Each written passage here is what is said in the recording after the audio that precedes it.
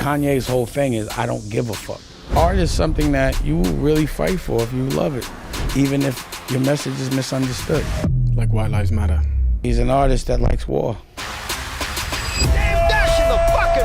One of the founders of Rockefeller, Rockaway. He discovered Jay-Z, Kanye West, and so many others. One of the biggest pioneers in hip-hop. I took Jay-Z and shopped him to every single label, and they all said no. I had to do it myself.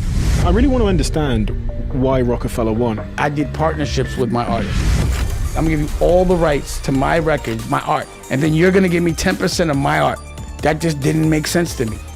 That whole stint of your career, the Rockefeller chapter, do you have any regrets surrounding that when you look back? I wouldn't have been so generous with Jay. It was more friendship for me and money for him. But he did things that I thought he would never do. What are those? I'm just saying this. Let me just say this. What was the hardest moment in your life? When Aaliyah died, that breaks my heart. Singer-actress Aaliyah is killed in a plane crash. I tried to play out what that would feel like for me. Don't do it. You don't want to go there. It's a pain that you couldn't understand.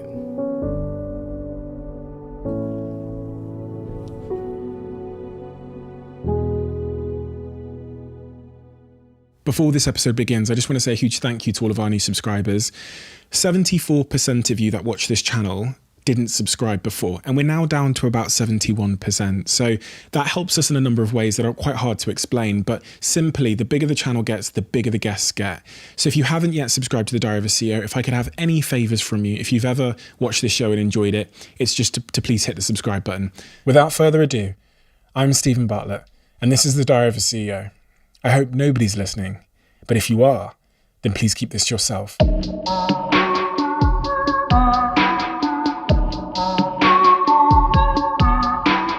Dame, I always believe that in order to understand a man, you have to understand their earliest context, because as childhood psychology often asserts, that's really when our character and our shape is formed. So can you take me back to your earliest context, the context that's most relevant to who you went on to become in your life back in Harlem on 109th and 1st Street?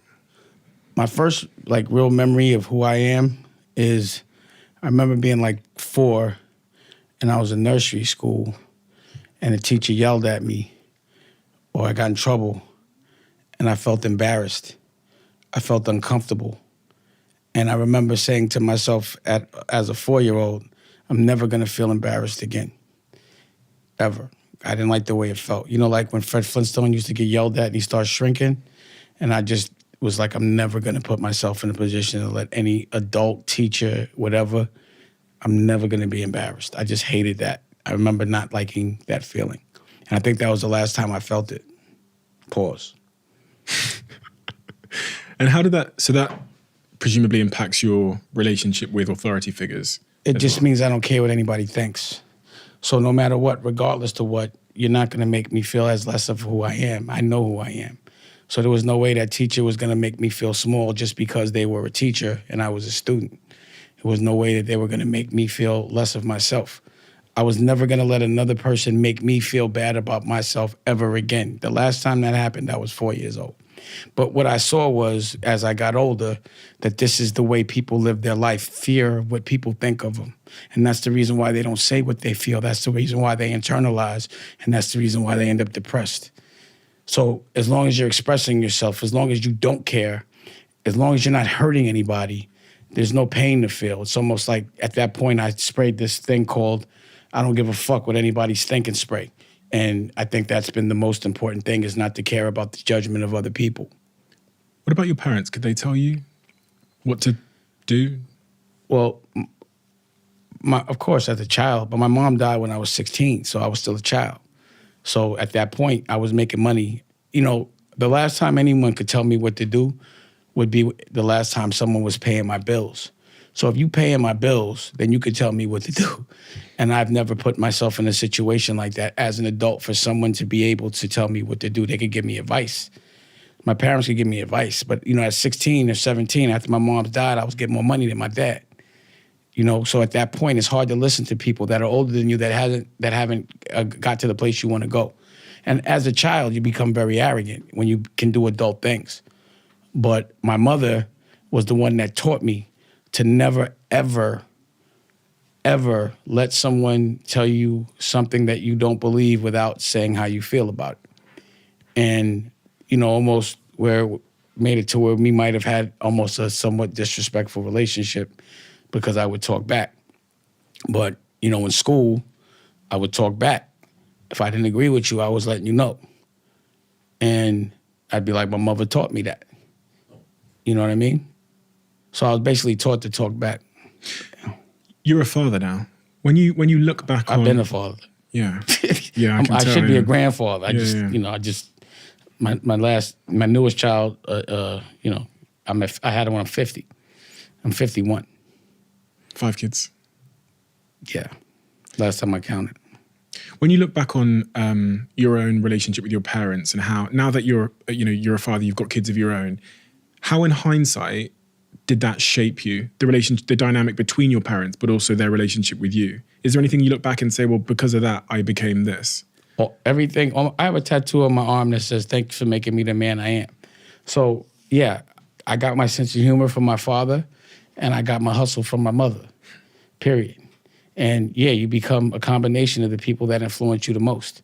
That's why you have to be important. I mean, it's important that you're cognizant of what you do when you realize that people are actually influenced by you. You know what I mean? You never want to do something that you don't want the people you love to do because they're going to do exactly what you do. So I got a little bit of that. My mom, she was like, an entrepreneur. She always made sure I had everything. She sold things. You know what I mean? Not drugs, but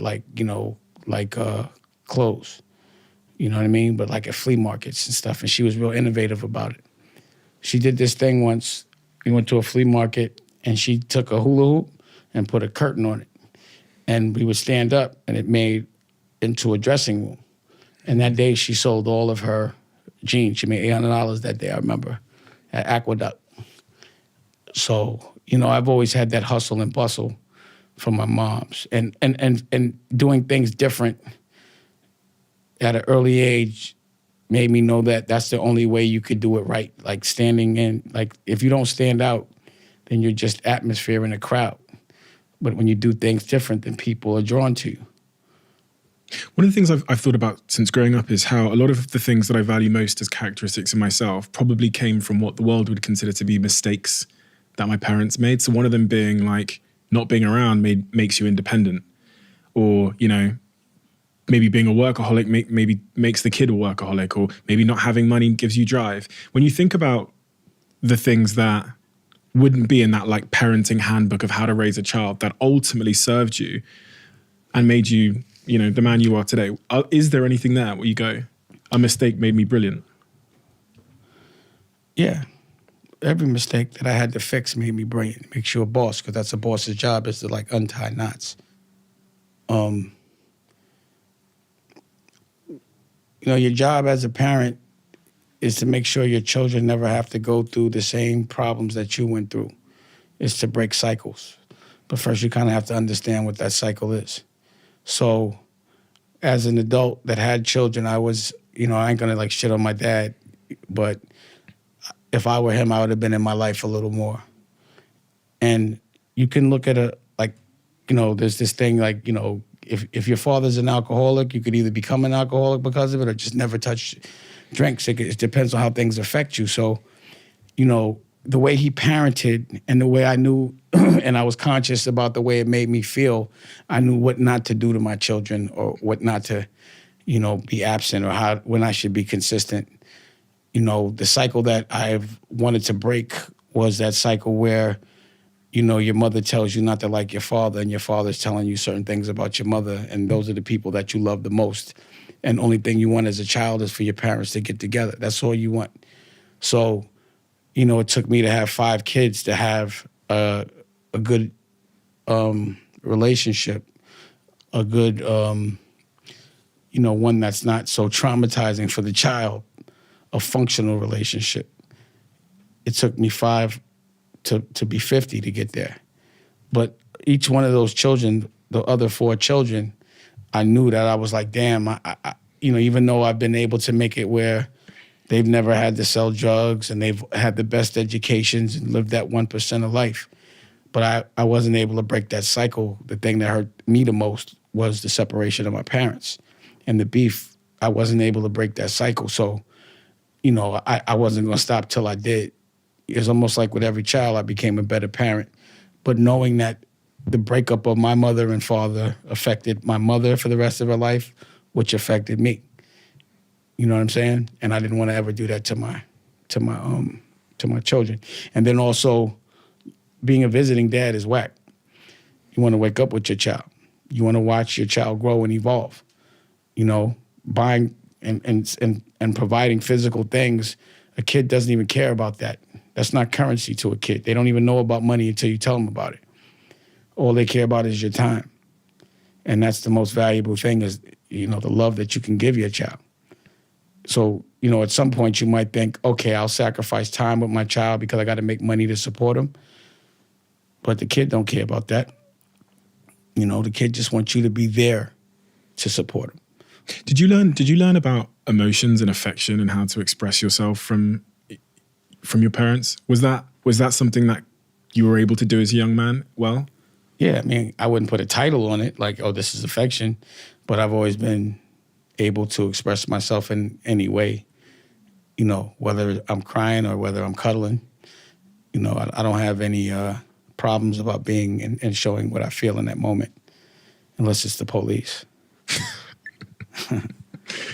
You're 16 years old when your mother passes away? Yeah. How does that change you? From everything I've read about that time in your life, she was everything. And I read that you'd said that was your biggest fear when you were a young man, was losing your mother. Yeah. Yeah, it made me a beast. It made me fearless. You know, it's like a gift and a curse of facing your nightmares early, because then you have nothing else to be scared of. So, you know, when my mom's died, again, I didn't really care if I died, because I'd be like, oh shit, I'd be with my mom's. So I had no fear of anything at that point. And I knew how I would react, you know, because sometimes you don't know how you're going to react in certain situations. So I knew how I could get over it, not get over it, but live with it. And also it makes you appreciate what a real problem is. You know, like, yo, like after my mom's died, I was like, yo, if nobody's dying, I don't really want to hear about it. It could be fixed. I'm not going to ever be unhappy unless it has something to do with health, death, or freedom. You know what I'm saying? But other than that, nothing's going to ever make me worry. Like, I'm not going to be, like, a lot of people overreact to problems because they never had any. They don't know what a problem is, and then they make something that's light feel like it's the worst thing in the world. And I'm not going to ever do that, because I appreciate when things are good. You know what I'm saying? It'd be like, just in any second, some shit could happen that's fucked up. So in between those moments that you can't control, you have to enjoy life to the fullest, 100%. But sometimes you have to actually go through some pain early so you understand how to appreciate life moving forward. Same thing of me losing my girl, losing Aaliyah. You know, it wasn't a pain I thought that I would ever feel of, you know, you don't anticipate like losing your girl. But once you do, once you get a girl again, you don't let go. And you appreciate love. You know, shit has to be taken from you. Things that are free, you find are priceless when they get taken from you. Like freedom and people you love. You know, and then you're like, what was I complaining about? You know, I was rich, I was wealthy because I had love. And now I don't. And there's no money in the world that could bring it back. You know, once your health is gone, it don't matter how. You will spend any amount of money to get your health back if you're sitting in the bed compromised. Once your freedom is taken, you'll spend any amount of money to get out of jail, all of it, because you can't spend none of it while you're in jail other than on commissary, which is, you know. And then, again, lose a friend, lose someone you love. If you could do you'd spend anything in the world to get that person back. But then you have to actually lose them to realize how much and how lucky you were to have them. So I try to appreciate life in the moment. I do appreciate life in the moment, because I'd be like, what if this was taken from me? Then I'd be sick, you know? 16 years old, losing your mum in that context in Harlem. How do you how do you grieve that? Nobody teaches you how to grieve. Sell drugs. Sell drugs. Yeah. That's how I grieved. That was like, yo, I'm gotta go get money. You know what I'm saying? And, you know, at that point, in that moment, I thought, because I was younger, that money meant happiness. So I would do anything for it in that moment. You know what I mean? Like, you know, I was selling drugs. I was risking my freedom and my life and hurting other people. So that's how I did it. You know, just occupying my time and moving forward, period. Is that grieving or is that a distraction? I don't know what you call it at that age. It's called getting through it. So yeah, it's probably a distraction. You know? But again, like, what are you gonna do at 16? To me, you know, I didn't have the money for a therapist or the hindsight to go get one in that moment. So I just sold drugs. Is that what you think in hindsight you needed? A I didn't therapist? need anything. I like where I'm at now. I think every lesson that I've learned to get me to this place has been perfect for me and for the world. The world learns as I learn. That's the guy that I've become. I don't call them losses. I call them learning experiences. But when you do that publicly and you can always land, or you always land back on your feet, the rest of the world learns from that. Tim Grover, who trained MJ and Kobe, said to me that you know, you'll look into people's early years and you'll find trauma and things that have happened in pain, and it will be often be responsible for their, as he called it, their light side, the thing that makes them great and famous and resilient and successful and win the gold medals.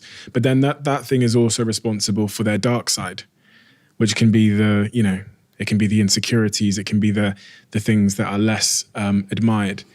Do you agree with that? And if so, what is your dark side? Well, you know, I think it's natural to be worried when things are going good for a second, because it's happened where things are going good and I've been devastated. But in that moment, I say, it's normal for you to think like that. You've been through it. I think only dark side is people triggering me, that, you know, when I feel someone's not doing right by me or by people that I love, I can get triggered I get triggered. It's hard to control that side. Why? Why can you get easily triggered? Probably because there's been things that have been bothering me for a while. You know, when you're in the street, you have to make examples of people. So any kind of weakness means that more people it makes you like a magnet for pain, like people trying to rob you or think you soft or whatever, especially when you run a crew, you know? So you always have to be the strongest. You have to be willing to do anything that you're sending someone else to do. You know what I'm saying? So in the street, you know, it's swing now, think about it later. It's survival mode. And what happens is, just because you're out of survival mode, your muscles and your natural instincts still do survival mode at times. So I've had to get therapy to, you know, be like, yo, you're not in the street. To be able to say that, like, yo, you're not in the street, so you don't have to deal with things that way anymore. But if you've seen in my career, you know, it'd be a lot of yelling, because I would rather put, like, when I'm really yelling, it would be me, like, in the street, I'd have put my hands on you. So instead of me yelling, instead of me putting my hands on you and going to jail, I would just yell or snap. So I had to actually, because it's a different game in the street than it is in business. And the rules are different. Like, you know, being disrespectful is almost part of, like, traditional corporate business. The shit that you do every day in corporate business could get you put in a trunk in the street. And if you come from the street and you have to be like, oh, that hurt. Like, I can't hurt you, I can't hit you, I can't do nothing, I can't defend myself. I got to go through a lawyer for this. It could become traumatized, and you have to internalize a lot. So disrespect triggers me. And, you know, people trying to control a narrative by tricking you into thinking you're not great when you really are. You know how many people have tried to convince me I'm not a superhero, and I know I am? I'm that man. Why is that an important belief for you? Because I'm always fighting for the culture. That's what a superhero does, you know, or a general. Like, you know, back in the Roman days, no matter how much money you had, you were not famous unless you fought for your country and won a war, for your country, for something you loved, you know? And for me, I'm a person that loves a lot, not just country. I love culture. I love a lot. I love art. There's so much for me to fight for You know what I'm saying? It's like I just can't look the other way for things that affect me and my culture and things that people I love. It's hard. I think a lot of conditioning happens when you see things are wrong and you got to look the other way for survival. And I've just never been that guy. And I don't come from a family or a bloodline of people that have ever been abused, that have ever been bullied. I come from a bloodline of people that bully the bully, that oppress the oppressor. Like, we look for people that think they tough because we really think they are not, just based on the overcompensation. You know what I mean? So it's not in how you like project yourself or act. It's really about what you do. If I'd asked you when you were 16, 17, after your mother passes, what you're going to be when you're older, I just said, great. I'm going to be great. I'm going to be Dame Dash. I didn't know what I was going to be. At 16, I just knew I was going to be great. how could you be so sure? How could you not be so sure? I'm Dame Dash. You know what I'm saying? Like, my narrative's never been losing. You know, when you start out winning and that's all you know, even when it appears you lose, if you're a winner, you're like, I just can't see myself losing. So no matter what, I'm gonna end up winning. I'll learn from it. It'll be patient, but I don't see losing. You realize that not everybody has that mindset, right? It's too bad for them. I don't understand why. Do you understand where you got that mindset from? I'm from Harlem. It's just a Harlem thing. I think my family, you know, and just winning. Like, you know, being that kid in school that was like good at all the sports, that could fight, could dance, funny. You know what I mean? I just don't see myself taking an L. That belief, has that built over time, like got stronger and reinforced by success over and over again, like building of evidence about what you're capable of and who you are? Has it developed, or was it just always solid? I just never thought I wasn't going to win. Like, I don't know. I mean, like, for someone to ask me and say, like, that's crazy that you always think you're going to win, I really think that's crazy that you don't think you're always going to win. Like, the way I see the opposite, I just don't understand why I get into a fight that you think you're going to lose. And life is a fight every day. So why would I get into anything thinking I'm not going to make history? I'm like a little behind schedule for me right now. What do you mean by that? Well, again, in the beginning of my career, everything I did was for money. I was all about the money. And then this thing happened where it just became all about the art and being able to sustain doing what I want, being happy and being able to create, becoming a starving artist, and just being someone that not exploits artists, but actually is the artist. I was doing it the business way, and I was getting where I needed to go as far as touching pop culture, but the people around me were making it where I wasn't happy about it. It didn't feel good. And I decided to do it the artist way. So back then, I didn't know I would be like, fuck it, I just want to be an artist. I thought if I was just doing things for money, like imagine what I'd be in the music business right now if I just was like exploiting everyone that's not smart, you know, and taking advantage. Like if I would have took advantage of Jay-Z, which I probably could have. He didn't know anything about the business. He might try to act like that now, but I trust me, you know what I'm saying? Mm. So, you know, if I was that person that would do anything, no integrity, no morals or scruples, I'd have billions and billions and billions of dollars. I wouldn't have taught my artists how to leverage their celebrity for their own products. I'd have just leveraged their celebrity for my own. You know what I'm saying? I teach my artists how to be independent of me. You understand what I'm saying? That's why the artists around me end up, like usually it's the businessman that has more money than the artist, right? Mm. The artists are the ones that have more money than the businessman. Obviously, I'm not the businessman. You know what I'm saying? Or else I'd have the bread. I'm the artist. It's funny how artists become businessmen. They kick the art at certain points. Or who's really an artist, or what a real artist is. But to me, a real artist is someone that won't do nothing for money, which is me. I won't do nothing for money. I make money off the things that I love to do, off the art. And I respect the process of art. You feel me? That's why you see when I came in, I know the process, but not of one art, of a lot. So I know the fashion art, the music art, the comic, you know, even though I don't draw, but you know, all of these different things, I learned them from to where I could do it independently and I don't have to outsource. At the cost of the timeline, which could have been, you're saying could have been faster if you'd chosen to exploit people. Right. And that's a trade-off that a lot of people wouldn't have taken. They would have taken the Yeah, that's why they're billions. miserable. Now they're on pills. Now they're not happy. Now they're paying for sex. It's just, I won't do it. You know what I'm saying? For the first part of your career, you were on the other side, right? You were the businessman. You were working with artists like Jay-Z and Kanye and many, many others. And you weren't in sort of artist mode as you kind of see yourself now with the comic books and the movies and the music and everything else you're doing. Magazines, Everything you're doing. children's books. The list was so long that I thought just no point It's writing almost, it. it's like I said, it's insanity. It's ridiculousness, the amount of things that inspire me that I think I could actually do better than everyone else.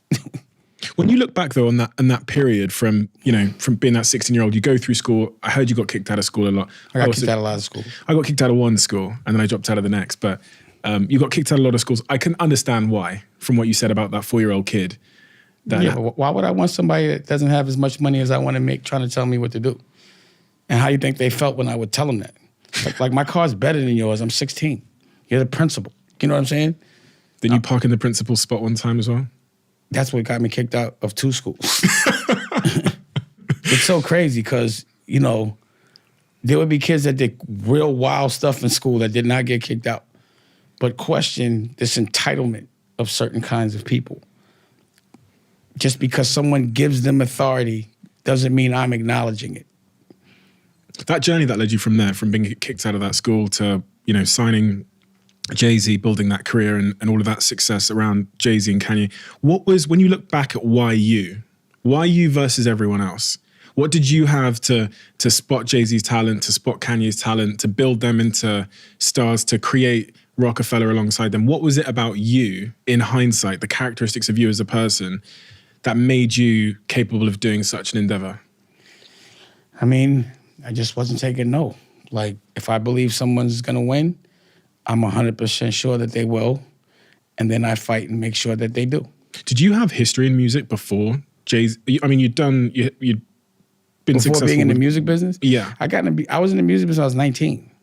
So I went from drug dealing to the music business. Do you not need any qualifications to become part of the music business? No, you could be the dumbest motherfucker in the world. That's why so many people are there. Really? You see, I mean, in the music business, the traditional music business, they are figureheads that, like, if you ask the average president of a, label about P&L and quarterly, they won't know shit about that. They're just there because a white company or another culture can't say that they're running black people with a white face. So you need a figurehead there. Someone that will listen to what that person's telling them what to do. And that's why that industry was no bueno for me. I'm like, first of all, I never got hired in that industry. I came as a partner. But the funny thing is they couldn't recognize me as a partner because they were not.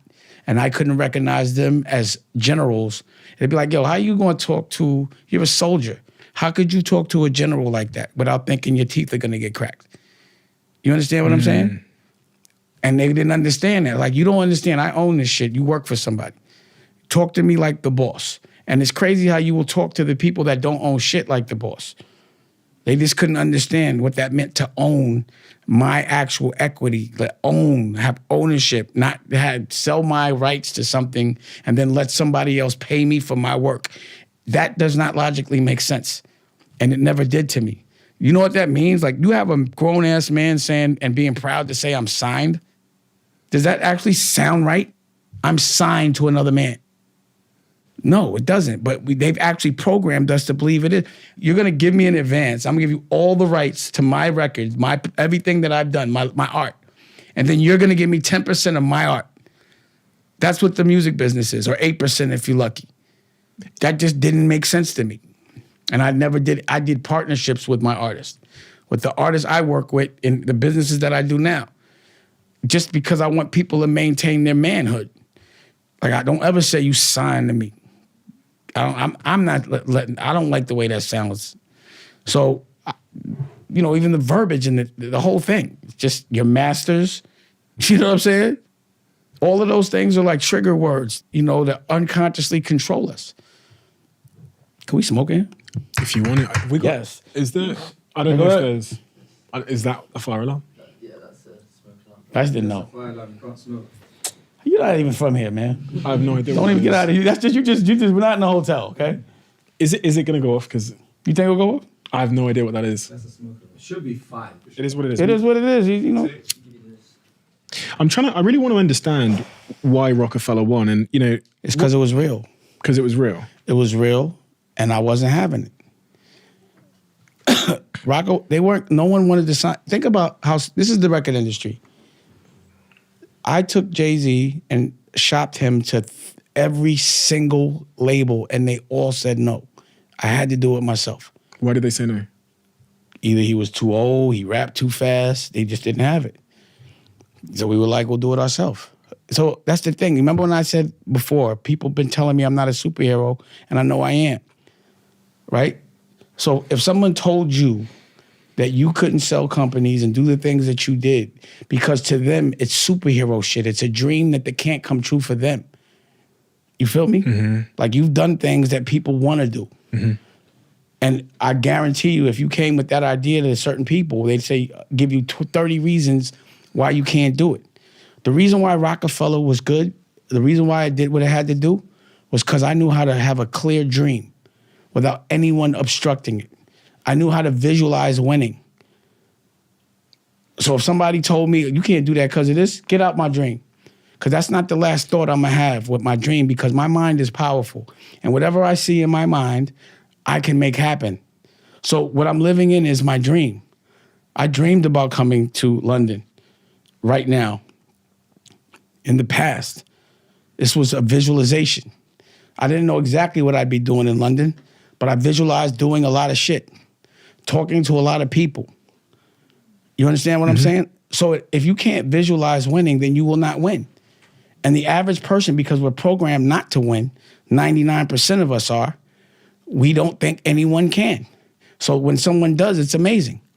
But it's just a program. As soon as you're born, I've said this before, you don't know about fear or what to be scared of until someone tells you what to be scared of. And a lot of what people tell you to be scared of is to actually be successful and dream and be independent and be on your own. What would you, like, if you were a conniving person that wanted to take over the whole world and you had that kind of power, but you had to program everybody, the first thing I would do was take everybody's kids as soon as they wake up and program them for 8 hours a day on what I want them to do. I want you to go to college. I want you to get a job. I want you to work until you're 70.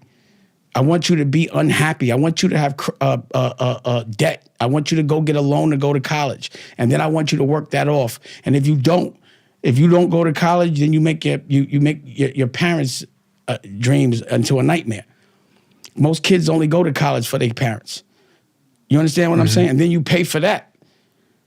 So when I look at hieroglyphics, I never see school. I think parents love their children the most. No one's going to love their kids more than the people that made them. Those should be the people teaching them. Why would you put a kid in a room behind a desk when the sun is out for their whole entire childhood? Not put them in front of water or ocean or anything that inspires them. Dim lights. If you notice, schools, jails, and hospitals all look exactly the same. Why wouldn't it be in something inspiring? Why? Because it's a program to keep us controlled. When you have to have order of masses, you have to have them all doing the same thing so you can know what they're doing, you can monetize what they're doing, you know how they're doing it. So at a very early age, I was like, yo, all this shit y'all teaching me, first of all, none of it makes me think I'm number one. It would make me, if I believed what y'all were teaching me, especially back then, that I'm number two, that I could never be a boss, that there could never be a black president. They never teach us how to pass laws and lobby or be politicians, and that's the only way to make change. So it has to be strategic. So when a cycle continues over and over again without change, it's either insanity or it's intentional. Somebody's losing, which is us, but somebody's winning, which is them. And they're controlling the game. So now we have to make our own game, which behooves us. But the patterns that are implemented, like you said, the DNA of who you are starts when you're a child. What happens as soon as you're 4 or 5 years old? Until you get taught what to read, how to read, what to do, And you're also told that the only way you could break a social class is to be an athlete or be in entertainment. And both are provided for you in school. So you just cash out and don't go to school, get an education. You go and invest all your dreams in being an athlete, which is like lotto. And when it doesn't happen, they build a jail based on those that don't graduate. That's how they build jail cells, which is a independent sector. With me, meaning that, it's out, it's not the government doesn't own it. And the intention is to keep those beds in those jails filled because you have a government contract. It's nothing but a hotel that you want to keep. So when you get to that jail, based on the fact that you didn't get your education, they make sure that you come back. No rehabilitation at all. And serve you bad food. No therapy. None of that shit. And it's obvious, if you study people, which people do, that you should do that different so that there would be a different result. But because there hasn't been any change made by anyone, the change has to come from us. And that's the reason why Rockefeller was successful, because I wasn't with none of that. Not the education, not the programming that we should be signed, none of that shit. Not them telling me Jay was too old, all of that. You understand what I'm saying? So basically everything I've been told has not behooved me, but everything I do has. So when I don't listen, my family eats. When I do, we don't. One of the things they don't teach us when we're young is about money, especially if you don't come from it and you haven't got a... And that's a business. Holding money is a business within itself. They don't teach you how to pay taxes.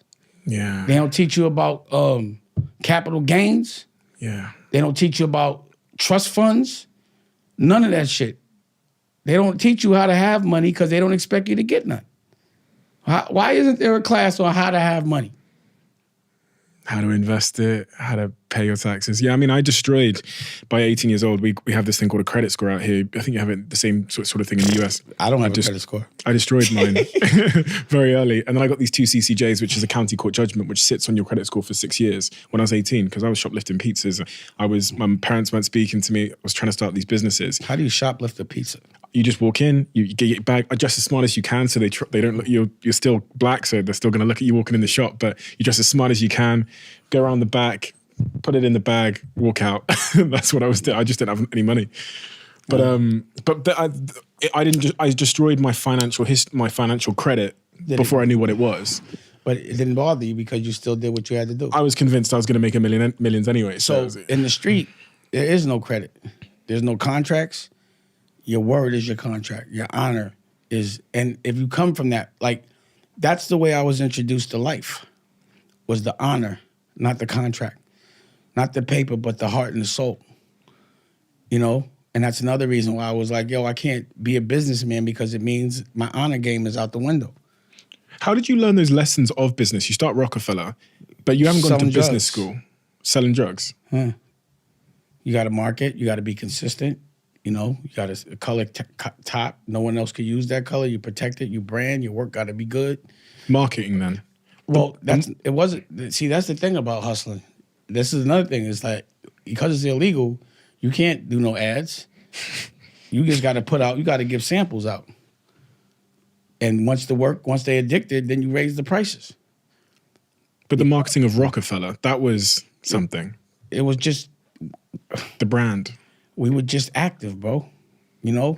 Like innately, I don't know. I look back at tapes that I have of, like, when I was like 19, and I had merch, but I didn't call it merch back. The things I was doing, I didn't get taught. I didn't have a title for them, but it was just logical to do. If you deal with logic as opposed to waiting for somebody to tell you, that's the difference between being a soldier and a general. Soldiers they wait literally to be told what to do. Generals give orders.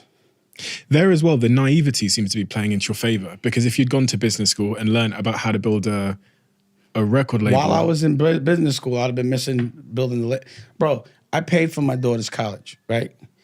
But I told her, you don't have to go to college. She wanted to be a model at the time.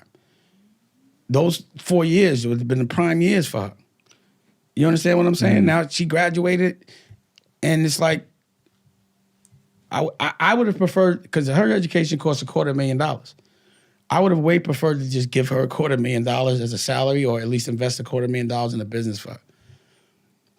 You know, I tell my son Lucky, he's in college right now, and I'm telling him, I'm like, yo, I just did this with your sister. If I'm paying for college, you're going to listen to your professor, but you're going to have to listen to me too. I have to be able to tell. Now, this is my first lesson. Tell me what your dreams are. What's your dream? And it's the hardest question for him to answer. They don't teach dreaming in school, which is why we make books. Now, I ain't going to be mad about it. I'm part of something called the OSG, and there's also, and it's 200 principles, and most of these principles are from places where most people are economically challenged. And what we do is we discuss curriculum, the things the Board of Education's not doing, we'll do it. They do that on Thursdays, and on Tuesdays I teach the principles in entrepreneurial class because none of the principals knew how to dream. I'm like, how y'all teaching your teachers to teach the kids how to dream if y'all don't? So in order to teach these kids how to be fearless, y'all got to be fearless. And they have. And they've been that. So I'm not just the person that talks about problems. I'm actively trying to fix them. I read that point about dreaming. I've heard you talk about visualization and dreaming and the importance that plays. And I've also saw you on an interview before. You asked, I think it was the host, the guy that said he wanted to be an actor. You asked, yeah. You remember? Mm-hmm. I thought that was brilliant. I watched it last night, and he's, you know, what's the right type of dream to set? The one that you love, what inspires you. But don't dream cheap because they don't cost $1. You got to dream big. Why would you dream small? Pause. You know what I mean? Like, why wouldn't you have the perfect, best case scenario? And it has to be a selfish dream because you can't help nobody unless you can help yourself. Period. Unless you're 100, you can't help someone else be 100. Have you always had a really crazy dream in your head? Yeah, I've been living it. Rockefeller was a crazy dream in my head. But so was DD 172. You know what I'm saying? And these other art galleries, everything I'm doing right now, being a director. You know, what I do is, like, as a creative person, I look at my life like a movie, and I like to play different characters. So I got to play the gangster character early, got that out the way. I got to be a music mogul years ago, a fashion designer, a fashion mogul. You know, I started oil. I sold oil for fun, you know, just to do it. You know, Web3, metaverse, the galleries, you know, with Network, you know, that's where I got my land in Network because of the utilities that it could do. It could do a lot of shit. Just playing these different roles. Where does focus come into this? Because this is None. I'm insane. I don't have any focus. That's the problem. If there is a problem, that is it. I drive my staff and my crew crazy. Every day there's a new idea. I'm inspired. And I want to make it happen tangible, or it bothers me. And I have the wherewithal to make it happen. I'm a starving artist, but starving is relative for me. You know? I'm going to always have a staff that can make my dreams come true. So while I'm in London, trust me, the 3rd edition of the magazine is being, right as we speak, and right now I can feel it actually being drawn and written, you know? What I came to learn probably the hard way about this point of focus is like, I have all these dreams and things I want to do, but they all come at the cost of the things I'm currently doing because there's 24 hours in a day. Even my team's time is finite. So if you're well aware that focus is an issue for you and that, you know, you can't do everything, how have you not sort of stopped, reined yourself in a little bit with all these ideas and projects you have going on? Because as I said, I read the list and I was like, Jesus. Sometimes I have to like completely detach. So the last 3 months, I just left LA. I've been trying to stay away from creative things. I've been hiding my cameras from me. You understand what I mean? I'm staying away from people that inspire me. I'm telling you. You know what I mean? I'm in the house looking at a lake. Me and my girl and my baby. For the last couple of years, maybe I'd say 9 to 10, I've just been a creative. And I've been creating. And I haven't been outside. I haven't been trying to promote or do any of those things. But I have so many tangible, physical assets, goods that need to be sold right now, that it's time to be great. So I've proven to myself that I can be an artist. Now I need to prove to myself I can make money off being an artist. Why does that matter? So I can pay the bills. So I can make more art. to be able to have every single thing physically that everyone that's sold out has is important to me, so people could know they could do it on their own. So if you see that Dame did it, and I'm like a regular guy to me, besides the superhero shit. But if I could do it, most people believe that they can as well. So it's important to lead by example. You know, a lot of people give these like classes and this, that, and the third. I'll be like, yo, just look at what I'm doing. I'm not talking about, like, as I'm talking, I'm like, I don't make a living from talking. I make a living from actually talking about the things I'm doing, but the living comes from the things I'm doing. You understand what I'm saying? Like, I got shit I'm doing. Like, I'm not just, I got a movie to show you right now, 3. I got a magazine to show you right now. I got a comic book to show you right now. I got a children's book to show you right now. You know what I mean? I got a whole, I got so many different fashion lines. You know, I have an album out right now. Cameron and A-Track. It's called You Wasn't There. It was #1 on the rap charts last week. I forgot I put that shit out. When is enough enough? Enough what? Fun? It's never enough fun. If I'm not talking, again, it's not like I got a bunch of bread. You know what I'm saying? If I had crazy bread, then they'd be like, oh, I'm not doing it for the money. I just do it every single day. There's just new shit to do. You said before we started recording, you're busy in your mind almost to the point of insanity. And when I spoke to Rock, who's your fiance, she said you're crazy, crazy motivated. The most driven, motivated person she's ever encountered in her life. He just never turns off. He doesn't sleep. I mean, how sustainable is that? How sustainable has it been? You tell me. You tell me. I'm 51, 52. I'm chilling. Almost to the point of insanity, though. He doesn't turn off. He doesn't sleep. I'm just having so much fun. It's not like I'm like, I don't leave her, though. It's not like I don't leave. I don't leave the house. I'm up working. So it's like, oh, shit, there's music to make, you know? Or, oh, shit, there's a movie to make. You know, there's just so much to do. And I'm having mad fun. So my dream, like when I'm, like literally, like physically when I go to sleep and dream at night, my life is better than anything I could be dreaming about. And I'd be like literally I wake up like, whew, I'm glad I have to stay in that. Like, am I still in my house? Like, you know what I mean? Like, I love, if God, listen, for me not to take advantage of all the opportunity that God has given me based on where I'm from, it would be disrespectful to the opportunities that are presented for me to sleep right now. It would be disrespectful. It's too much. Like, I am very aware that I live a privileged life compared to most people because I can actually do things based on art all day. So it just would be disrespectful to art, you know? If I was coming up, right, so say I hadn't done anything in my life and I was a young kid, 18 years old, and I'm saying, Dame, I've got all these ideas. You know, I've got this book, comic books, the TV, the movie, da-da-da. What advice would you give me in terms of... I'd say focus. Interesting.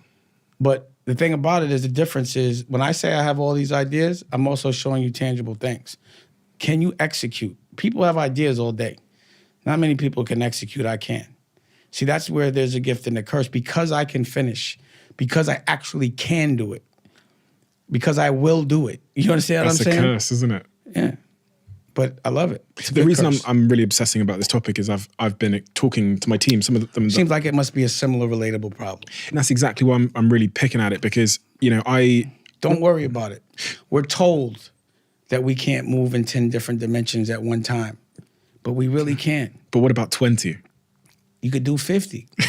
But then it comes at the cost of one of those, and that's what I've been contending with. What in life doesn't come with a cost? So I'll give you an example. This podcast here, we could start multiple podcasts with loads of different creators. So do it. But even 5% of my time thinking about that problem was taken from like my companies. Let me show you, let me equate that to you. So there are people that can cook very well for their family. But a real chef has to cook 1,000 plates every fucking night. He does not do that on his own. He has other chefs that he teaches. So that's part of being a business person. Like, look at Walt Disney. Like, look at Disney. They do a bunch of shit to insanity, but it gets done. So that's where the business comes. See, I'm lucky enough that can understand my left and right side of the brain, but I kind of understand if you do two things, both of them working at the same time, it doesn't work out. Because when you're dealing with money, you can't be emotional. But when you're dealing with art, it's pure emotion. So when I'm shooting movies and people try to make me do business, I'd be mad. Like, get the fuck, don't. It's not going to come from a businessman's place. It's going to come from an emotional place. So, identifying when to turn off, turn on, it's tricky. Have you ever overextended yourself in terms of taking on too much and thought, fuck, I need to... Always. Like, you got to remember, like, I don't have no support. It's all me, financially. So all these things that got made from one pocket. You know what I'm saying? An independent pocket. So it's never no money to look at. Like, I'm always racing a storm. When things happen to me in life, it's like, what's the message here, right? So we had this crib in Florida. First 2 weeks, lightning hit the crib, blew out the fucking air conditioners. And you can't be in Florida without air conditioners in the summer. And then this hurricane comes through. So the hurricane is on its way. I got to go to the Black Caucus in Washington and have a commission meeting and do a panel for the Congressman, Andre Carson, in the commission. And I'm like, yo, I'm not going to be able to fly out of any Florida. So we go to Hilton Head. We got a crib in Hilton Head, and Rocky's parents are from Hilton Head. So we go to Hilton Head, 6 hours away. The storm comes to Hilton Head. I got to go to Washington. So while the storm's coming is getting ready to go in the direction, I got to time it because we can't fly. So luckily, because I'm able to move around, I got a sprinter, got a driver. I'm like, yo, I'm going to drive there. It's only 8 hours away. But the hurricane's coming through. It might catch you. How many hours I got? 3. All right, let's go. We here. The wind is catching us. We got to get, you know what I mean? But that's what my life is like. I felt no fear, which was crazy. You know what I'm saying? It was like fun. And what was crazy about it wasn't a paid gig. Now, if it was a paid gig, I wouldn't have went. But because I made a commitment, because the commission is important to me, and the congressman threw a commission dinner in the middle of the Black Caucus, and he also had a panel for me to speak on. And before COVID, I was supposed to speak on a panel, and I missed my flight because of traffic. So I was like, I can't do that to him again. You know what I mean? So it was like, damn, you'll go out in a hurricane for something you believe in and for honor. And for money, I'd have been like, fuck the money. You know what I'm saying? I know I would have. But my point is, my life is like that. It's like it's always close. You know what I mean? And I don't mind it. Quick one. As you might know, Crafted are one of the sponsors of this podcast, and Crafted are a jewelry brand, and they make really meaningful pieces of jewelry. And this piece by Crafted, when I put it on, for me, it represents courage. It represents ambition. It represents being calm and loving and respectful and nurturing, while also being the antithesis of that, seemingly the antithesis of that, which is sometimes a little bit aggressive with my goals and determined and courageous and brave. The really wonderful thing about crafted jewelry is it's super affordable. It looks amazing. The pieces hold tremendous meaning, and they are really well made. Quick word from one of our sponsors. I've got a tip for all of you that will make your virtual meeting experiences, I think, 10 times better. As some of you may know by now, Blue Jeans by Verizon offers seamless, high-quality video conferencing. But the reason why I use Blue Jeans versus other video conferencing tools is because of immersion. Their tools make you feel more connected to the employees or customers you're trying to engage with. And now, they're launching one of their biggest feature enhancements to impact virtual events so far called Blue Jeans Studio. I actually used it the other day. I did a virtual event using the studio, which I think about 700 of you came to. TV-level production quality, all done by one person with very little technical experience on a laptop. So if you've got an event coming up and you're thinking about doing it virtually, check out Blue Jeans Studio now. Let me know what you think, because I genuinely believe, I know this is an advert and I'm supposed to say this, but I genuinely believe it's the best tool I've seen for doing really immersive, simple but high quality production virtual events. One of the things that your fiance said to my team when we spoke to her was that you value that and loyalty exceptionally high. It's everything. I could just tell you this. Where I'm from, survival is honor. So if you don't play the game right, you end up dead or in jail, period. And you have to play the game right. Unspoken laws. Just honor. And I just always looked at people that were honorable and how cool it looks to be honorable, how fly it is, because honor's not convenient. You know, it's when it's something that's challenging and it's something that you don't want to do, but you do it anyway because of honor. Give me an example of what you mean when you say honor. What is that in the streets? What is it in business to you now? Being a man of your word. So if you agree to something, that's it. Period. See, in the street, if you give your word with a real street dude, that's it. You got to give it. You know what I mean? Like, you can't like talk to certain people and say you're going to do something that you're not. They coming looking for you. You said you're going to do it. You got to do it. When I agree to do something, I don't even care about the money. It's your word. You lie to me, your ass is out. You erased to me, because that could get you killed. That could get you put in jail. Those are characteristics of people that unhonorable means you're going to tell on somebody to get yourself out of trouble that doesn't usually deserve it. I was watching an interview earlier on with Kanye, and he speaks incredibly highly of you and every time he's asked. I was actually more compelled by, you're heavily credited for sort of discovering Kanye and seeing something in him, again, like Jay-Z, at a time when no one else did. Kanye has become this brand now. And he stretches across multiple industries in an unbelievable way, in culture and art, in fact, all these things. He's up on my wall upstairs. I've actually got a painting from his show where he had that levitating stage. But what did you see in him back then that to be responsible for the monolith that he is today? What was it about him? What made him different? He would listen. Kanye listened. Like, if I said, yo, have cameras with you, he had cameras with you. When he broke his jaw, and I had to send him the equipment, and with that through the wire, with his jaw broke, I remember bringing him to London, and I'd be like, yo, rap. He'd just jump on the table and rap. And the thing about when you say I discovered Kanye, yeah, but I gave everyone in Rockefeller the same exact opportunity. I fought for Kanye and protected Kanye. I did that for every single artist. He just chose to do and take the opportunity and the protection and run with it until he didn't need any more. And no one else did. What is his brilliance in your assessment? That he's so confident in his dreams that they happen, period. But what y'all might not realize about Kanye, and I'll probably leave it at that with him, is that my personal experience with him, just watching him move around, is that he's completely committed to what he's giving you. Every single second until he passes out, he's working. He doesn't have a personal life that I've seen.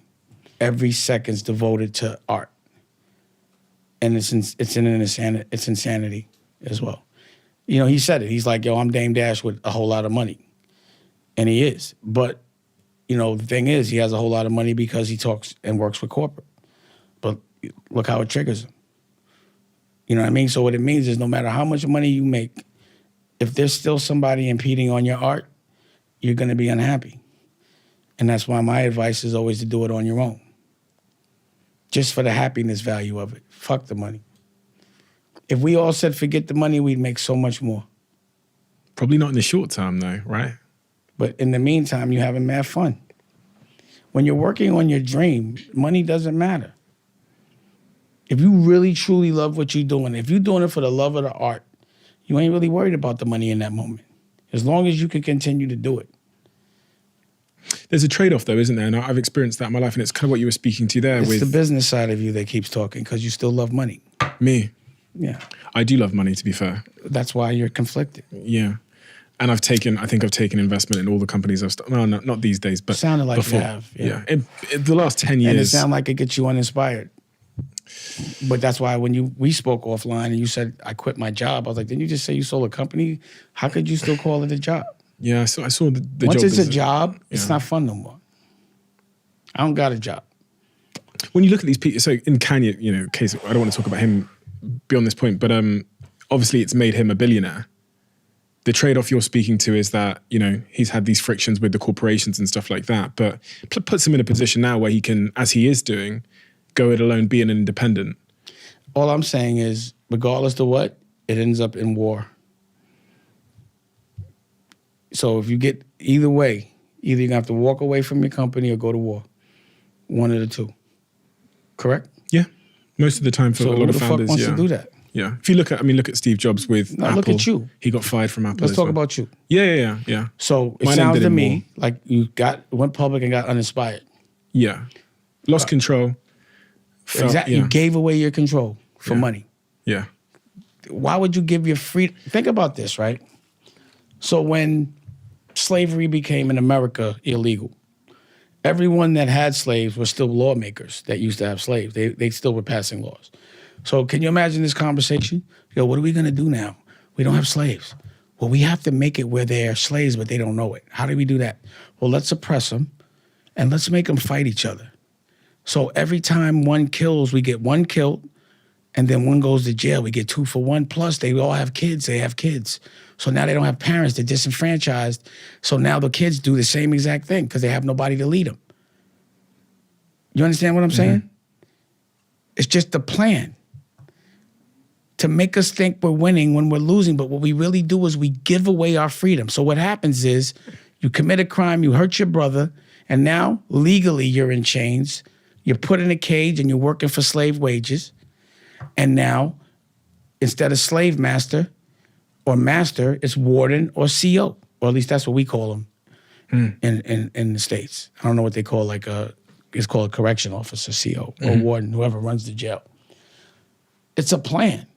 So they always trick us into giving away our freedom by dangling a bag. The bag, though, can sometimes be very big. But the bag doesn't mean, it's man-made. Money is man-made. The value of money is made based on what a man says. But real currency is love, and that's God-made. So why would you listen just logically to man telling you that his currency is more powerful than God's currency, which is love? I'm going with God's currency every time, just because it's logical. And that's another thing. Logically, I just believe God has to be a woman. Why? Can you create life? But God creates life. Can a woman create life?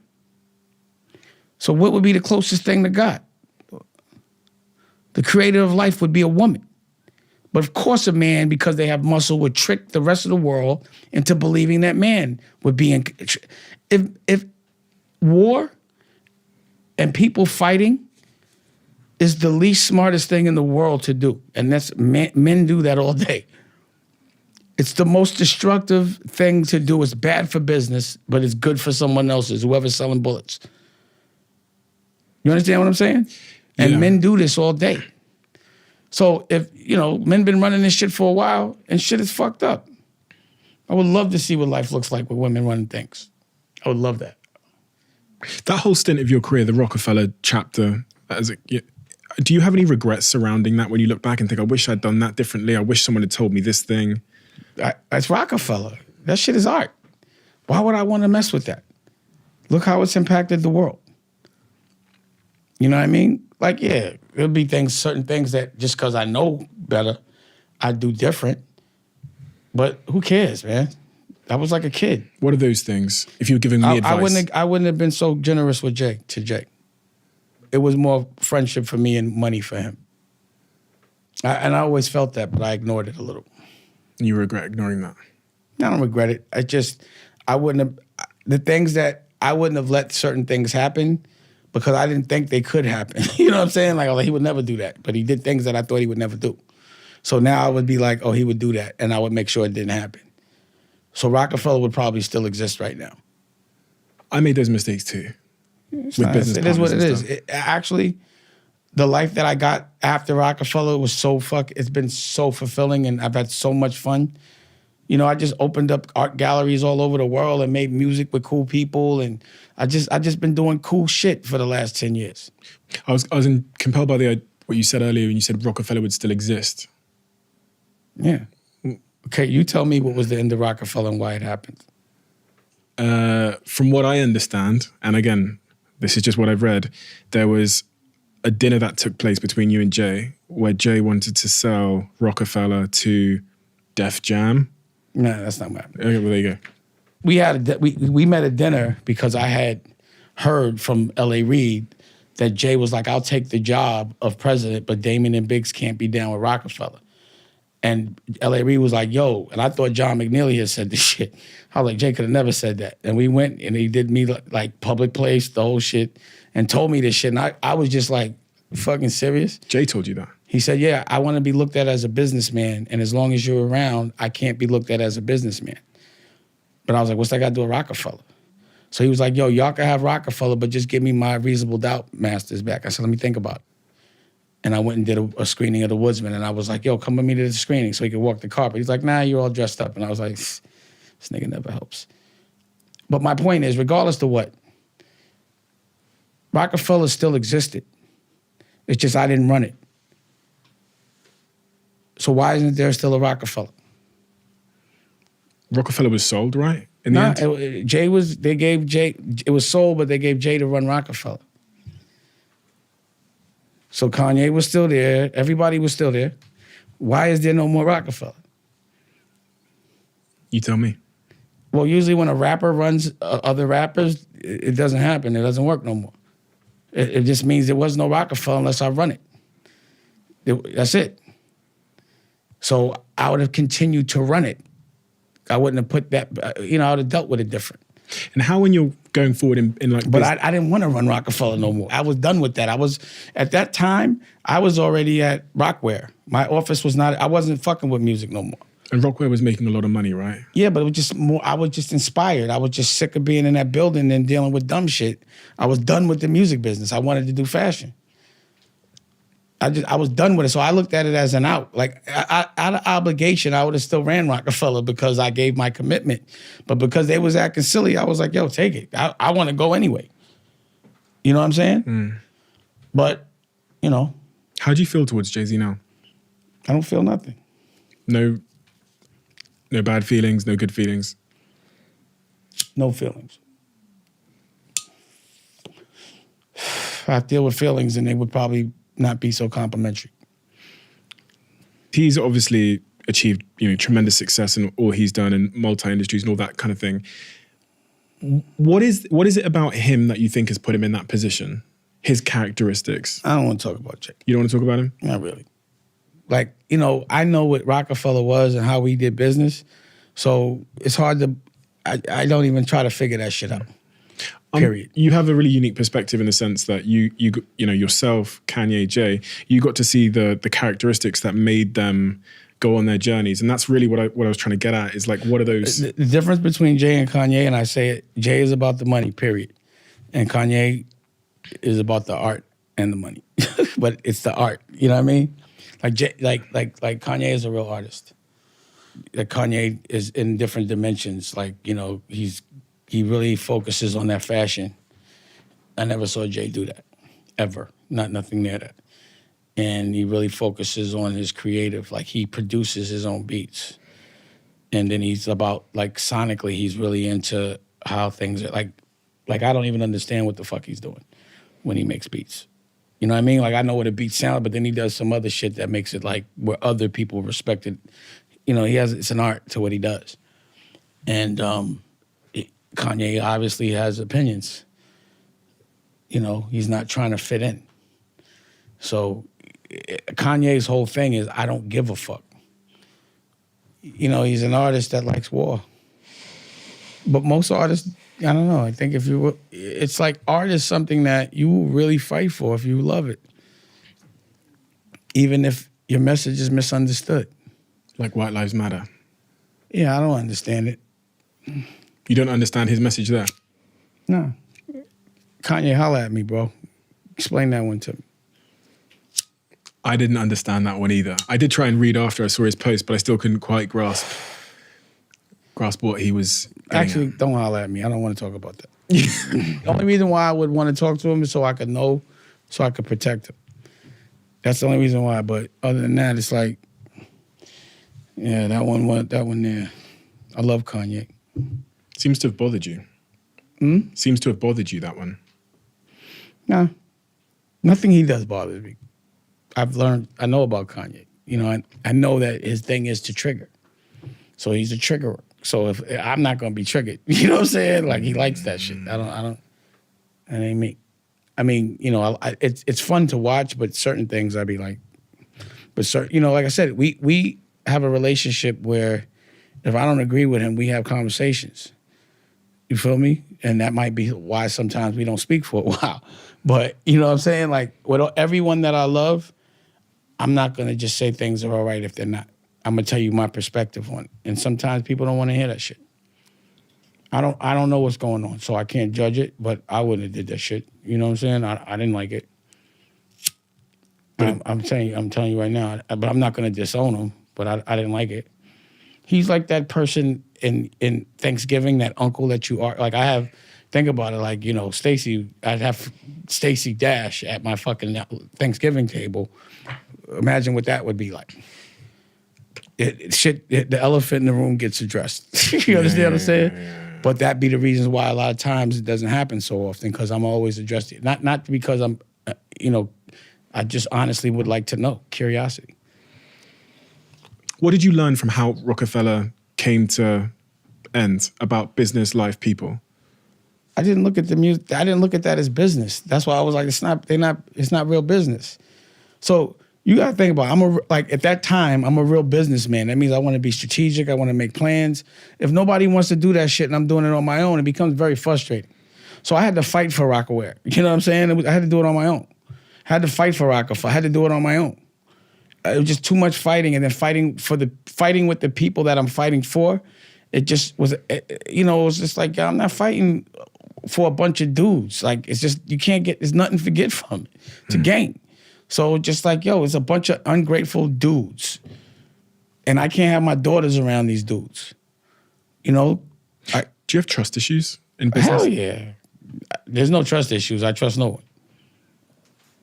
Y'all got, I get another drink? Yeah. Can we pour up another drink?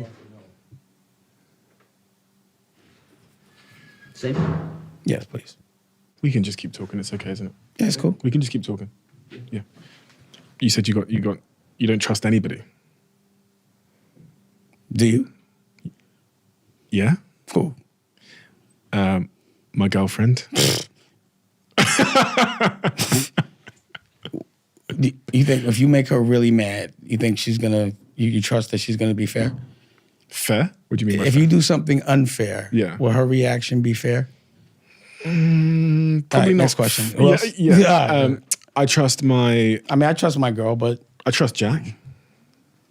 who? Jack. Well, how much you trust him? He has your bank account numbers and shit? I'd give him my bank account numbers. You would? Yeah.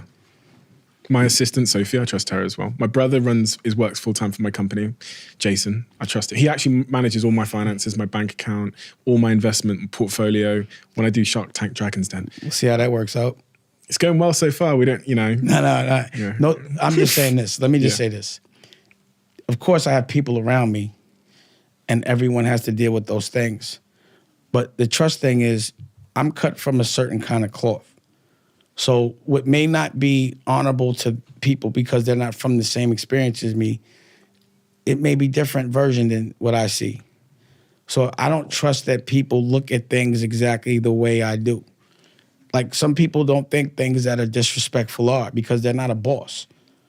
You understand what I mean? Like if you're not a person that's actually paid people for service, if you've never done that, which a lot of people have not that judge me, which I don't care, then you can never, ever understand what it is to pay someone and them not do their job.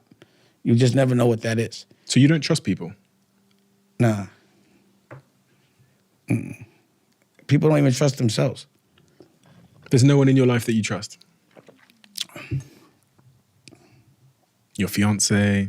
No, I mean, there's a level of trust, yeah. Yeah, I mean, I trust her. Yeah, I trust my girl. But people, you know, I don't, like family, it's like whatever. If they fuck you over, they do. It is what it is. You know, that's their burden to bear. You know what I mean? Like karmically. But people that I don't have to trust, I don't. Like there's always, like I trust people like, yeah, but it's never 100. You know, it'd be like you never know what someone's doing when you're not looking, bro. People are different. You know, when you're a person that's cutting the checks, it's hard to trust people because they're just showing you what they have to show you to get the money. You feel me? You know, I was saying this, being in Florida, you understand real racism. Like, motherfuckers is racist out there. You know what I mean? Like, broke motherfuckers, too. The crazy shit about, like, racism is, like, being a wealthy or what could appear to be a wealthy black man with a staff, and you might get someone from another culture, and they'll be like, but you still not white. No matter how much money you got, I'm like, I don't want to be white. You know what I'm saying? But they still have that chip. Like, but you know, it's that one thing that's like, I'm not trying to be that. You think that's what it is. I don't. You feel what I'm saying? But what I understood is I've never had to feel racism because I'm always the person that's hiring and firing people. A racist is never going to act like a racist in front of me. He'll get fired or worse. You know what I'm saying? But if you're a person that's not in that position, you have to deal with racism. Imagine someone that's racist, your boss. And that's a lot of people. So the only way to really combat racism is economic empowerment. You have to either own the bricks, you have to be the boss. And then you select the people that you want around you. And if they want to be racist, they better internalize that and go get some therapy because a black man's telling you what to do. On that point of the people you have around you, how do you pick those people? What are you looking for when you're hiring somebody or you're looking for someone to partner with? What characteristics are you looking for? They got to be the best at what they do that I need to hire them for. And I prefer a certain kind of discipline. What kind of discipline? That every hour of the day that you work in, that you love what you do. You know, that you respect my time and my money. But, you know, it's just really at this point, like when you're looking to invest in somebody, you look at potential. But when I'm hiring somebody now, their potential has had to have already realized itself because I'm paying you. It's like a professional team. So there's certain relationships that I have that are completely personal. And I'll work with you because we have a personal relationship. I'll help you. That's personal. But when I'm really paying you, you just got to be at this point, you need to be the best at what you do. So let's look at your work. You know what I mean? I just need to see your work. I need to see what you've done before you work with me. So if I hire a DP, I need to see they real. What do you think about pessimism in people you're working with? Because I've seen from watching your interviews that you seem to have a real problem with people that... I hate negative people. If you're negative, you got to get away from me. And there are people that come negative, because that's just what they've been raised, but they're skilled. And it hasn't worked out because of that. Because it's just like you just lead with negative first. You know, if I have an idea, the first thing you want to talk about is the problems with it, then we got an issue. There's a time to talk about problems, but not while I'm dreaming. And hard work. You know, in our culture, there's been a bit of a movement around hard work that, you know, work-life balance and these kind of conversations. What do you think about work-life balance and the importance of hard work in achieving big dreams? Hard work is everything. And if you look at the people, you know, there's this misconception that black people could only have black people work for them. You know what I mean? Like, you know. In the US, more so than here. Probably. Yeah. And that's where I'm coming from. That's Yeah. PTSD, whatever. Yeah. So, you know, what I find is I'm not trying to only hire my culture because I know my culture. I know my culture. I'm trying to take over the whole world. So I'm going to have Benetton, and I have Benetton, like it's black, white, Chinese, it's every kind of person in my crew because I want to speak every language. I don't want to be wrong. I don't want to be good for somebody black. It's time to be good for I'm the best human. I'm going at everybody. And there's also this thing where, you know, it's always like black people should only have education for black people. And I think there should be new education for black and white people. There just needs to be new education. It needs for us to figure out how to come together as a human race. Because it's been strategic that for the last 100 years, we've been saying the black thing. Always. It's always separation. which gives fear, which is what causes racism. But I just believe if we're at least the landlords and we can make a curriculum that everyone can fuck with, it's us make it. It's just about us being the ones to make the shit. I believe it would be good for everybody. No fear, because, you know, we're not worried about someone else and them taking over what it looks like. We already know what it looks like. You know what I mean? It'd be like, yo, let's keep everybody happy. As long as this division is, nothing gets done. And again, that's another thing that I feel is strategic. So when I make a movie, I'm not like, yo, this movie's for black people. I'm like, this shit for everybody. This ain't just good for black people. This is my shit better than everybody's shit. You feel me? I'm not just trying to educate us. I'm trying to educate everybody. Because if we're the only one educated, then we really gonna have a big fight. Because once we getting enlightened and people acting stupid, we ain't gonna have it. So we have to evolve everyone. You understand what I mean? Everyone needs to catch up. We're all human. Forget the past so much. Learn from it. But let's talk about how to move forward in the future collectively. You mentioned at the start of this conversation that you went and had therapy to understand yourself a little bit and to understand your triggers and what was triggering you and where that came from. What age did that happen? Well, being a child like myself, I was always put in therapy no matter what, but I didn't talk. But as I got older, like when Aaliyah died, I just always was looking at it like I might need a consultant that didn't have a dog in the fight to tell me if my actions were right or wrong, or to give me advice, sort of like a consigliere. But what I understand about therapy is black people don't get it. So the study of therapy doesn't come from our trauma. It comes from other people. So when we finally do get it, it's in the wrong language. So we have to find therapists that actually speak our language, that come from similar traumas, and so they know how to talk to us. So that's why I have a program called Healing is Gangster. Taj, he's also in the commission, is a therapist that's been through everything, if not more, and now is actually got his doctorate, and he's a therapist, you know what I mean? And that's the person I talk to daily. Like anytime that I'm unsure about how to react to certain things, the times I'm the most unsure is with my children, and that's when I call him. But then, you know, I had to fight to even be able to see my daughters. So I had to go to court-ordered therapy, and I learned a lot there about how to raise my daughters. So the difference between 25-year-old Damon and 50-year-old Damon, 25-year-old Damon would have thought, because I had Boogie, I was a single father. No one ever talks about that. Went to court and got him. But I used to bring him into my environment and thought that was fathering. But with a child, you have to go to your child's environment. And I needed therapy to actually show me that, how much better it is for me to become a 7-year-old than for my 7-year-old to have to become a 50-year-old. You understand what I'm saying? And be in a place that they don't care about. See, the things that you care about as an adult, your kids don't care about. Just think about what you cared about at certain ages. So you'd be like, oh, you know, they don't care. None of my kids care about any famous people. They don't even know them until they get older. They don't care about anything that I had because that's all they know. It's not like a big deal. It's not like a comparison. Like they're not in another, you know, life where they're, you know, some social class below.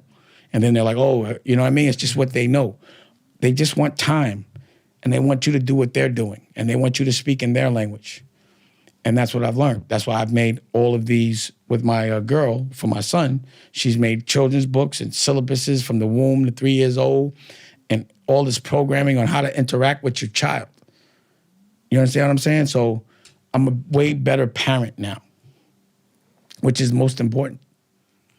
What was the hardest moment in your life? When my mom's died, when Aaliyah died, when people die, that's the shit that's the hardest. But everything else is easy.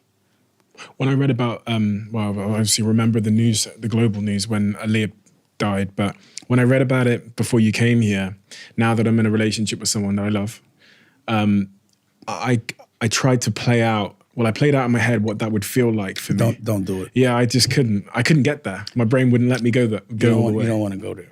It's a pain that you couldn't understand.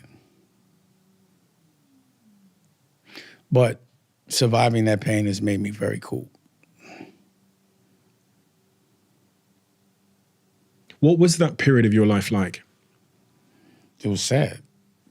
But, you know, things were going on. So it was like it was me organizing myself to still be strong, because when people see that you're weak, they attack, and people were actually getting cute. It was me proving to myself that I'm a real general, that I could work with a broken heart. Is there a cost to that, always being strong? Nah. I'm not saying that I didn't feel. I'm just saying I had to learn I had to lead by example. So in that moment, I was like, the way I react to this is how every single person that looks up to me is going to react when they lose someone they love. You understand what I mean? And, being at, when you're running or you're the, not to say, when you're the head and you're a lot of different people are depending on your strength, it's a life I've chosen. You feel me? Mm-hmm.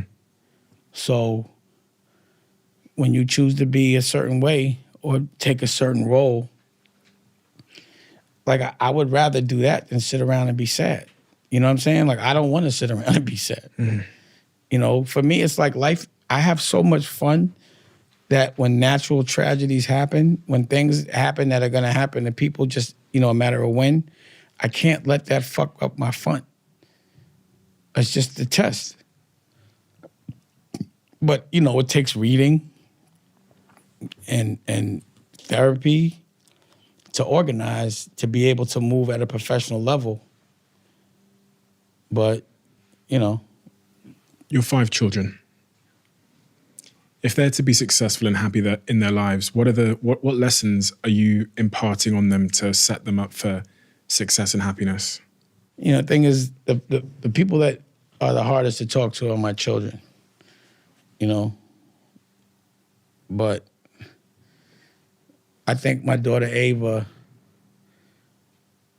who's been through as a youngster, been through the wars and all that, but like where she is now, I really feel good about my parenting skills because she knows what happiness is. And she just loves the family so much. I don't really think that way with my children. You know what I mean? It's just like, I just want them to be happy. And I just feel like it's my job to make sure that they're happy. But if they don't find it on their own, and the thing about children, when you have children, is after a certain age, they're not children no more. So you can be like, I got children. I don't have 5 kids. I have like 3 adults. You know what I'm saying? Or at least 2. But they're still my kids.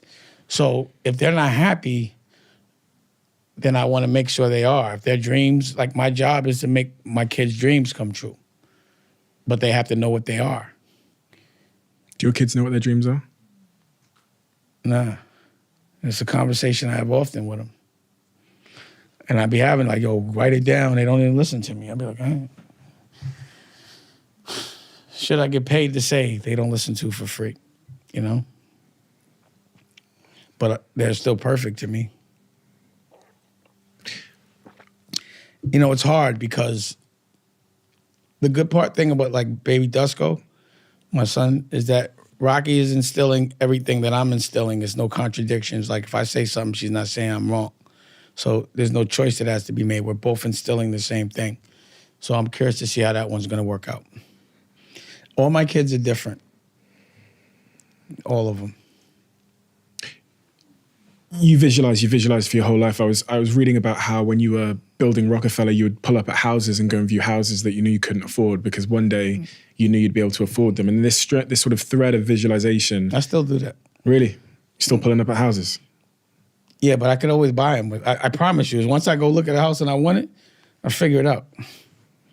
My question is like, what are you visualizing now? You talked about living in that neighborhood where people sold out, but what is Dame's right now? As far as business or personal? Both. Personal, I'm visualizing like 100 acres, having a farm and a studio and just frolicking, but having a private jet, you know what I mean? And maybe it's in Hawaii, there's a lot of things there. Business, it's turning Dame Dash Studios into what I call like a Disney, I'm visualizing buying schools, going into marketplaces where they might think it's dilapidated and taking a building that's messed up and turning it into something creative and bringing kids in there and teaching them. There's a couple of laws I'm visualizing passing or getting passed. I'm visualizing what our culture looks like in the Web3 space, getting past the monkeys, and making it more about creativities and not some static, you know what I'm saying, that's not creative, that could have, racial implications and connotations. With all these things going on, you still said earlier that you feel like you're behind schedule in your life's roadmap. Yeah. If you were on schedule, what would that look like? All those things would be true? All of those things would have been realized? All of those dreams? Yeah. It's crazy because I think what I'm most bothered about is the fashion business for me. Because, I did a lot with Rachel, and then it's like we flushed that one down the toilet. And I really love fashion. So I think the next thing that I want to get back in fashion. And also my age, I'm 50, and I've always wondered what I would look like fashion-wise at 50, because, styles change and I'm not trendy. I'm more I'm kind of, but not really. You feel me? And a lot of the people that I've molded, or at least that I worked with when they were younger, are now doing very well in fashion. So I'm I always liked the fashion world. That was always my favorite world. So I got to get back. I think I want to get back into fashion. We have a closing tradition on this podcast where the last guest asks a question for the next guest. They don't know who they're asking it for, and I don't get to see it till I open the book. The question that's been left for you is, what are you most missing in your life? It actually says, what are you missing most in your life? Right now, I'll be missing my children, because they're all doing their own thing, and I can't never get them all at one time. You know what I mean? I got to get a day, a couple times a year that all my kids, I'm always with 3 at a time or 2. I never have them all in the same house. I'm missing that. I'm missing my daughters a lot because I've been on the road. I miss Aaliyah. I'm always curious, if Aaliyah and Rocky knew each other, what that would look like. You know what I'm saying? Because I see so much of, Rocky has a lot of similarities to Aaliyah that people would not even understand. You still miss her? Yeah. Yeah. She was the coolest. Unless you were able to experience her, it'd be hard for you to understand. But she still is. She was magic. But again, the type of magic she is, it was when I never thought I'd see that magic again. But I saw it in Raquel in a very unsuspecting place, which was odd. But yeah, she was different. And, to me, in history, I think she'll go down as probably the coolest woman singer, coolest of all time. And when she was alive, she was had that aura of coolness, of being the coolest. And she told me I was the coolest. You feel me? So, what does your life look like? Or how do you feel about yourself when Aaliyah tells you that you're the coolest? And Aaliyah. Yeah. You understand? Thank you. You understand what I'm saying? Yeah. What kind of confidence do you have? It's a big What person. kind of validation do you have when you could really be Aaliyah told me I was the coolest person she ever met? A lot of people have told me that, but Aaliyah told me that. I'm so inspired. I've been really inspired by so many things you've said, but really the dedication to art and being an artist, I think, is something that people don't speak about enough, because everyone's trying to get the bag and business and build, but the art is obviously where the emotion, the love, and the expression The bag is. has always been a distraction. Money is the devil, bro. It makes you forget everything that makes you happy. There's no way to get both at the same time. Yeah, be an artist. I'm doing it. I just told you it comes with a fight. But you're an artist, right? I DJ, I write books, I have a musical that tours the country. That's my art. That's the piece of me where I ain't doing this for money. And it doesn't, if we make money, we give the money to charity. So that's my art. Is that when you're having your most fun? Yeah, 100%. So I mean, why this not? is art for me. Exactly. So why not make money off what makes you the happiest? Yeah, that's a good point. Usually because you don't have confidence in the fact that you could. But that's what I decided to do. Have complete confidence in my artistry. I just want to make money off me. I'll help people get money, but first and foremost, it got to be about me. Dame, thank you. Thank you for your time. Thanks for coming here. You're someone that I've admired from afar for many, many years from an art perspective, a business perspective. And I've watched your videos, and your mindset, I think, is the thing that I think everybody can take the most from, because a mindset, and your mindset, really is like a fishing rod. It's like a way to maneuver life in order to orientate yourself towards success and good outcomes. Dame, thank you. Quick one. It's so crazy that in the last couple of months, I've had so many people tag me on Instagram, even on Telegram and in my Twitter DMs, in a picture of them starting their Huel journey. And it's one of the most amazing things in my life that I get to do a podcast, which of course needs money to fuel. And I have a sponsor like Huel, who I genuinely believe is going to help every single person who starts their Huel journey change their life. Because this podcast, the central intention of this podcast is to help people live better lives. It gives me my protein, it gives me my vitamins, minerals. It's plant-based, it's low in sugar, gluten-free. It does all of that in a small drink that tastes good. There are other products, there's foods, there's the hot and savory collection, many other things. But for me, this ready to drink is the absolute savior of my diet throughout the week, where I'm moving at such pace. Look, I don't want to labor the point, but if you haven't tried Huel, give it a try. And if you do, tag me. Instagram, wherever you try it, give me a tag.